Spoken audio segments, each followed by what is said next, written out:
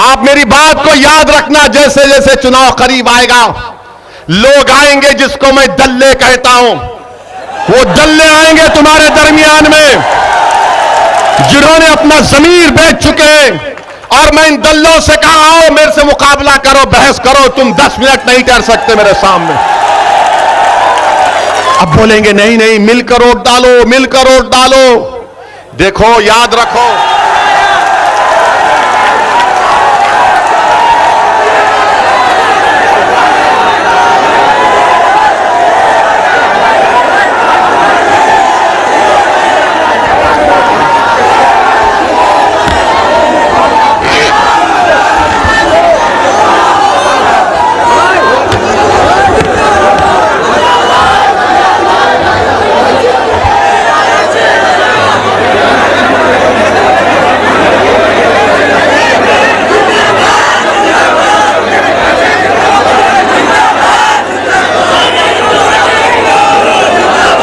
औज़ुबिल्लाहि मिनश शैतानिर रजीम, बिस्मिल्लाहिर रहमानिर रहीम, अस्सलामु अलैकुम व रहमतुल्लाहि व बरकातुहू।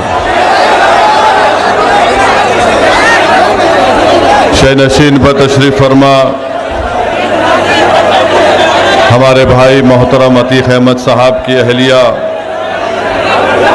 मोहतरमा शाइस्ता साहिबा, उत्तर प्रदेश के मजलिस इत्तेहादुल मुस्लिमीन के सदर जनाब मोहतरम शौकत साहब,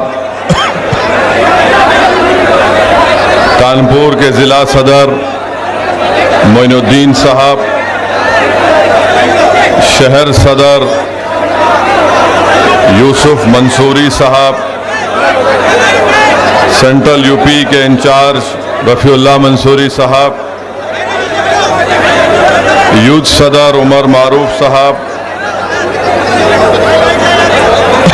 कानपुर शहर की ख़वातीन की सदर मोहतरमा रिया सिद्दीकी साहिबा,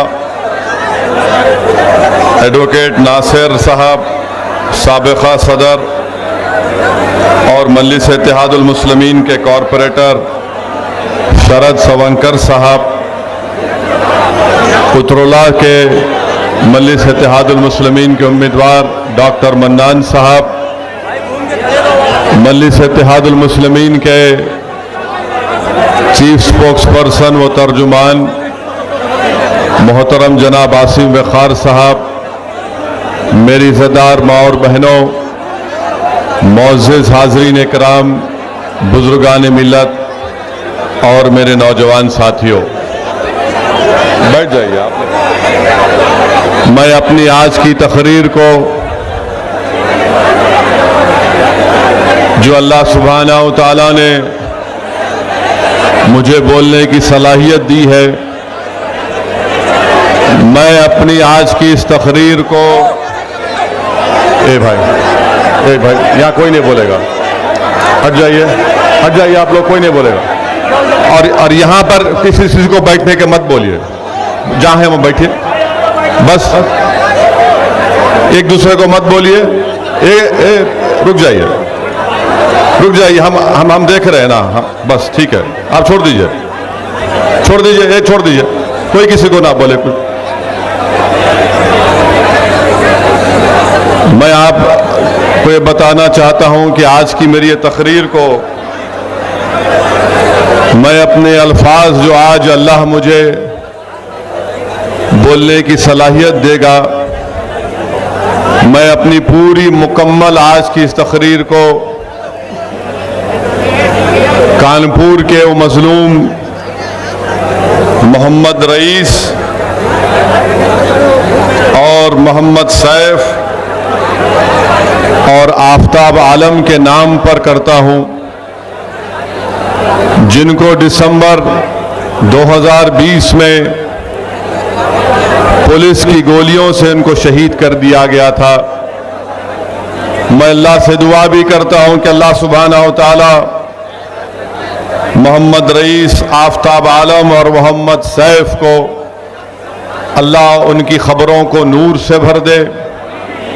अल्लाह इन तीनों की मग़फ़िरत फरमाए और अल्लाह सुब्हानहू व तआला अपने फजल और करम से इनके अफराद ख़ानदान को सब्र जमील अता करे। और अल्लाह सुब्हानहू व तआला जो रब्ब करीम है, रब्ब कायनात है, अल्लाह सुब्हानहू व तआला जिन जालिमों ने इन बच्चों को शहीद किया, इनकी जानें ली, अल्लाह सुब्हानहू व तआला उन लोगों को, उन जालिमों को तबाह व ताराज कर दे। मेरे अजीज दोस्तों और बुजुर्गों, मैं आपका बेहद शुक्रिया अदा करता हूं कि आप लोग अपना कीमती वक्त निकालकर एक चिलचिलाती धूप में आप यहां पर आए। आपका बेहद शुक्रिया। आज का ये जलसा इसलिए मुनक्किद किया गया है कि चंद महीने के बाद जब फरवरी 2022 में अगर चुनाव वक्त के मुताबिक होंगे विधानसभा के, तो आपसे ये गुजारिश करने के लिए असदुद्दीन ओवैसी आया है, आपसे ये इल्तिजा करने के लिए आया है कि आने वाले विधानसभा के चुनाव में आप तमाम को मिलकर मजलिस के उम्मीदवारों के हक में अपने वोट का इस्तेमाल करना है। मैं आपसे गुजारिश करने आया हूं कि आज आप हजारों की तादाद में यहां पर जमा हुए हैं, मगर मैं ये आपसे गुजारिश कर रहा हूं कि जब पोलिंग का दिन होगा तो ना सिर्फ हजारों बल्कि लाखों की तादाद में आप मजलिस के उम्मीदवारों के हक में अपने वोट का इस्तेमाल करेंगे। यकीनन यहां पर आपकी मौजूदगी इस बात का पैगाम देती है कि उत्तर प्रदेश की सियासत में इंशाअल्लाह ताला आपकी बार मुसलमान एक नई तारीख रकम करेगा। आपका यहां पर इतनी बड़ी तादाद में जमा होना इस बात का पैगाम देता है उन तमाम सियासी पार्टियों के जिम्मेदारों को जिन्होंने बरसों से हमारा वोट तो लिया मगर सही मानों में अक़लियतों से और ख़ास तौर से मुस्लिम अक़लियत से इंसाफ नहीं किया।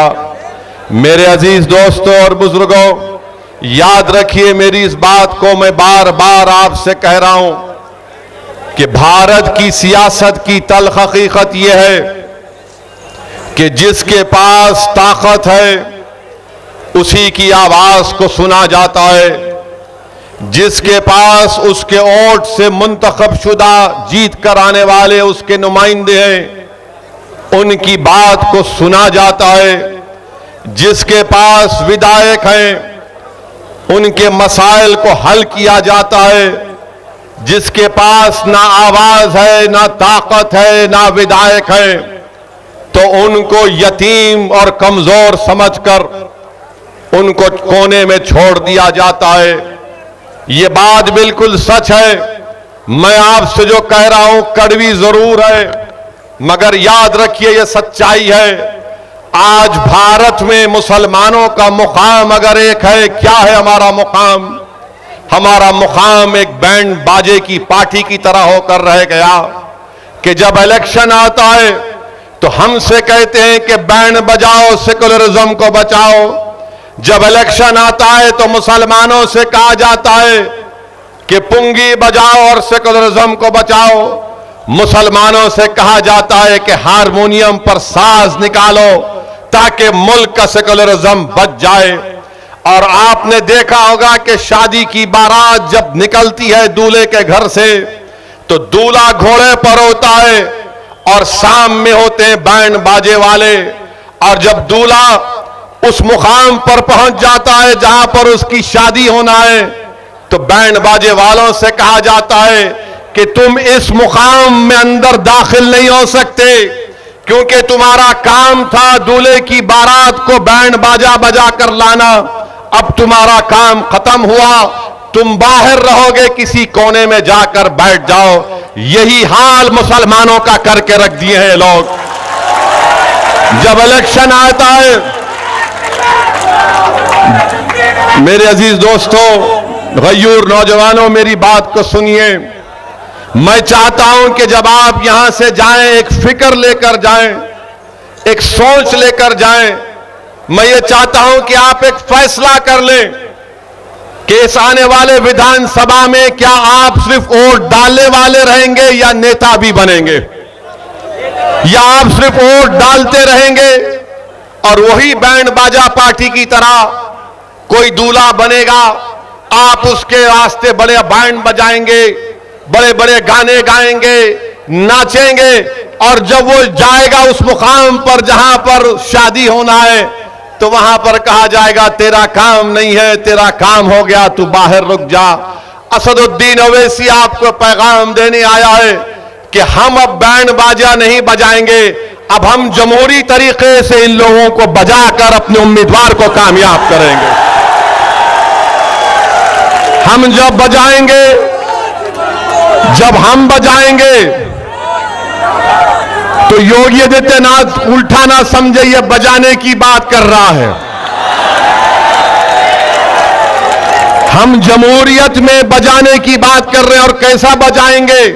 हम अपना एक एक ओट पतंग के निशान पर दबाएंगे और दबाकर कहेंगे कि बेटा अब नाचो तुम, अब बाजा बजाओ, अब पुंगी बजाओ। आप अंदाजा लगाइए। आप सुनिए, मैं आपसे दाद हासिल करने नहीं आया हूं, ये कोई मुशायरा नहीं है कि शायर बोल रहा है वाह वाह मुकर्रर मुकर्रर कह रहे हैं। ये एक सियासी जलसा है। आप अपना कीमती वक्त निकालकर इतनी धूप में यहां पर हजारों की तादाद में आए हैं, तो थोड़ी देर के लिए मेरी बात को सुन लीजिए। मैं जो कहना चाह रहा हूं वो मेरे दिल के जज्बात हैं। जो मैं कहना चाहता हूं वो मेरे दिल में, दिमाग में बेचैन मुझे कर देती है जब इन तमाम चीजों को देखता हूं। तो जब आवाम के दरमियान में आता हूं तो अपनी तकलीफ को आपके सामने बयान कर रहा हूं। मेरे अजीज दोस्तों और बुजुर्गों, विधानसभा के चुनाव आ रहे हैं और आपको ये बताना चाह रहा हूं, आप जानते हैं उत्तर प्रदेश की राजनीति में, उत्तर प्रदेश की सियासत में जिस किसी समाज का नेता है उस समाज की इज्जत की जाती है। अगर कोई ब्राह्मण समाज का है तो उसका नेता है, अगर कोई ठाकुर है तो कहेगा कि योगी ठाकुर है हमारा नेता है, अगर कोई यादव है तो कहेगा अखिलेश हमारा है, अगर कोई दलित है उसमें जाटव है तो कहेगा कि बहन जी है हमारी नेता, और अगर कोई कुर्मी होगा तो कहेगा कि अनुप्रिया हमारी बहन हमारी नेता है, कोई आगरे का बागेल होगा तो कहेगा कि वो हमारा नेता है। बताओ, अपने दिल पर हाथ रख के मैं तुमको अल्लाह का वास्ता देता हूं, तुम्हारा नेता कौन है उत्तर प्रदेश में? नहीं, आपका नेता उत्तर प्रदेश में कौन है बताओ? कोई तुम्हारा नेता है मुसलमानों का? नहीं। दिल पे हाथ रखकर पूछो, अपने आप से सवाल करो।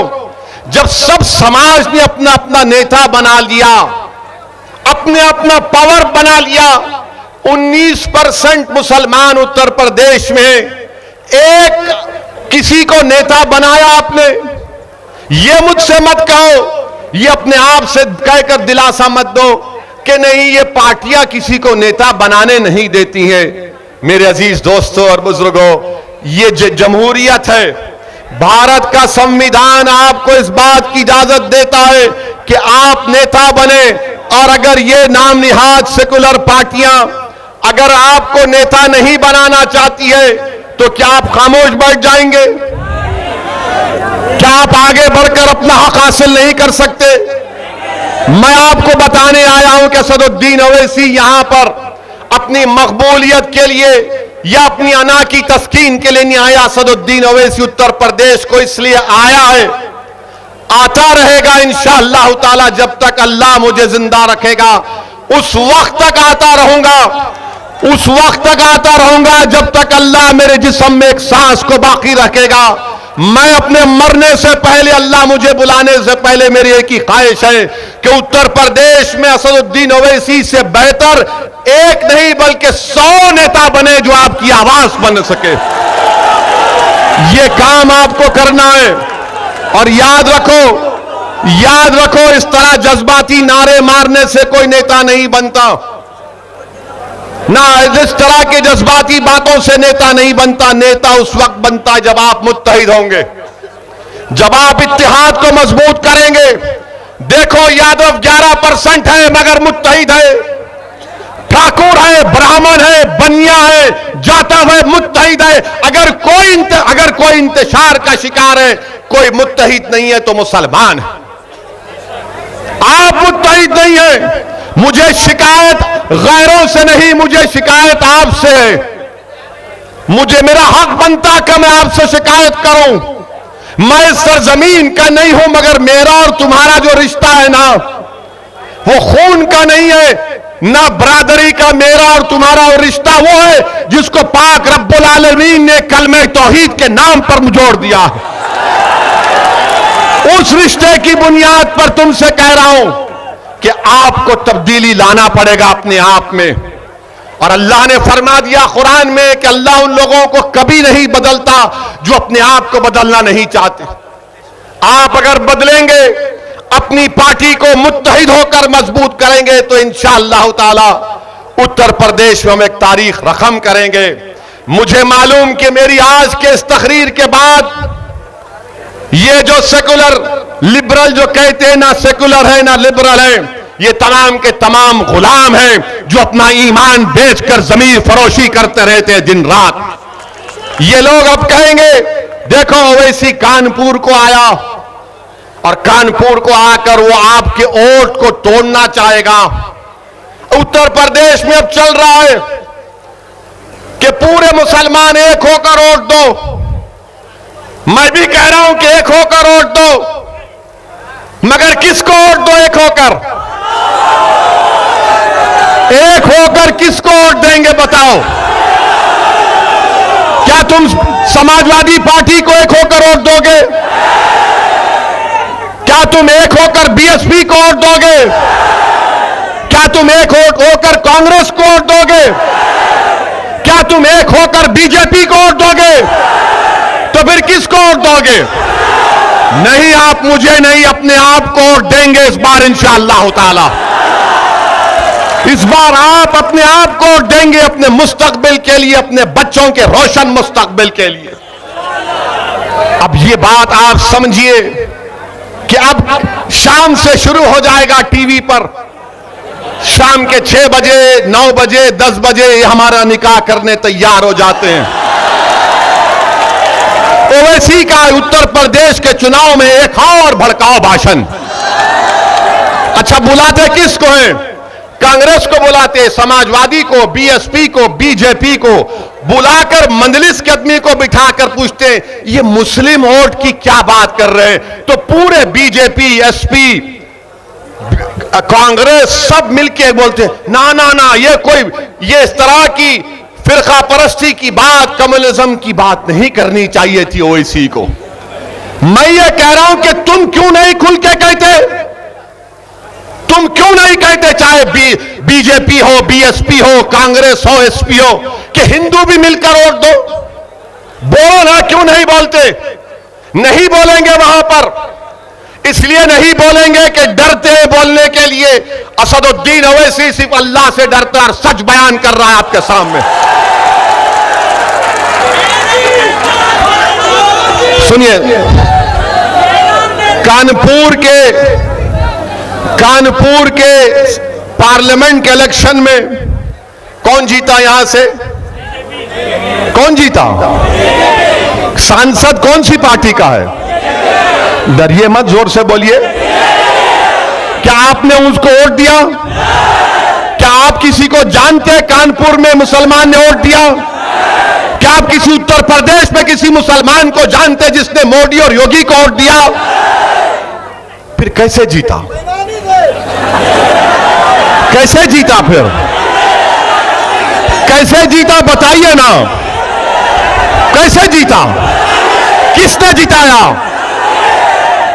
अब हम ये जब सवाल करते हैं तो इनके पास जवाब नहीं रहता। यानी मुस्लिम वोट की बात आएगी तुम हमको छोड़कर नहीं जाना, तुम हमारे घर के नौकर हो, गुलाम हो, कैदी हो। तुम अपने मुस्तकबिल के बारे में नहीं सोचना, हम तुम्हारे आका हैं, हम सोचेंगे।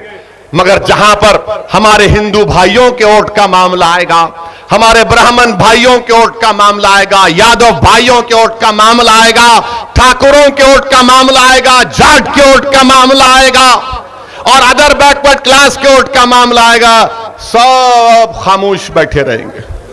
वो नहीं कहते ये बात। आप मेरी बात को याद रखना, जैसे जैसे चुनाव करीब आएगा, लोग आएंगे जिसको मैं दल्ले कहता हूं, वो दल्ले आएंगे तुम्हारे दरमियान में, जिन्होंने अपना जमीर बेच चुके हैं। और मैं इन दल्लों से कहा, आओ मेरे से मुकाबला करो, बहस करो, तुम 10 मिनट नहीं ठहर सकते मेरे सामने। अब बोलेंगे नहीं नहीं, मिलकर वोट डालो, मिलकर वोट डालो। देखो, याद रखो,